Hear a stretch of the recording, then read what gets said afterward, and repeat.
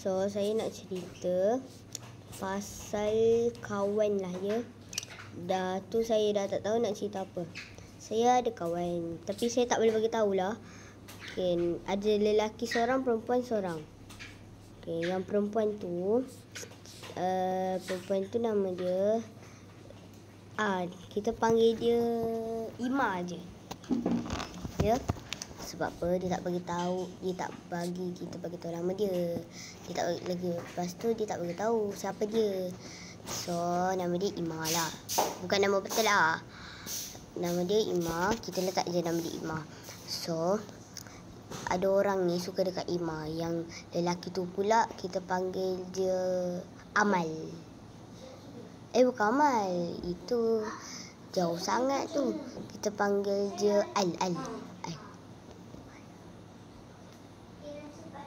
Tihi lah Tihi.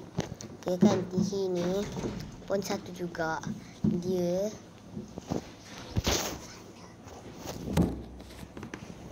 ni Tihi suka dekat Ima.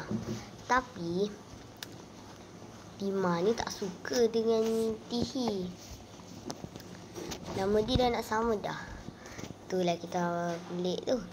So, jadinya macam kita macam tu.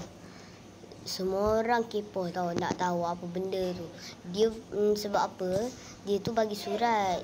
Tak tahulah surat dia bagi tahu yang dia tu suka. Lepas tu lepas apa tu? Alamak, salah pula.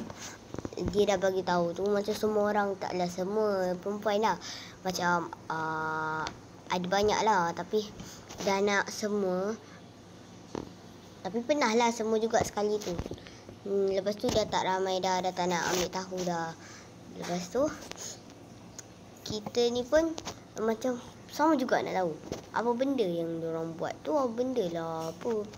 Waktu tu dia bagi lagi, dia tak bagi tahu kita pun yang dia tu ada buat lega. So kita marah lah dia. Kita bukan marah, kata kita tolak orang. Bukan tolak macam cepat-cepat sampai kita dah nak jatuh. Lepas tu kita cakap lah, dia bagi surat apa, bagilah tahu. Lepas tu si Ima ni pula tak nak bagi tahu. Dia just cakap macam ni je. Mak saya tak bagilah bagi tahu. Dia cuma tu, dia tulis saya memang suka awak daripada awal tahun. Si Tihi cakap. So, itu sajalah untuk video yang kita nak cerita ni lah. Bye-bye. Pergi ke video seterusnya. Okay, kita sambung lah ya.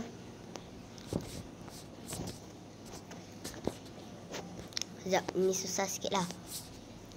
So, kita ni nak cerita juga. Ini yang kita sambung-sambung tau.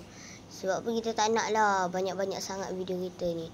Kan banyak-banyak, susah pula lah nak editnya. Tahu lah.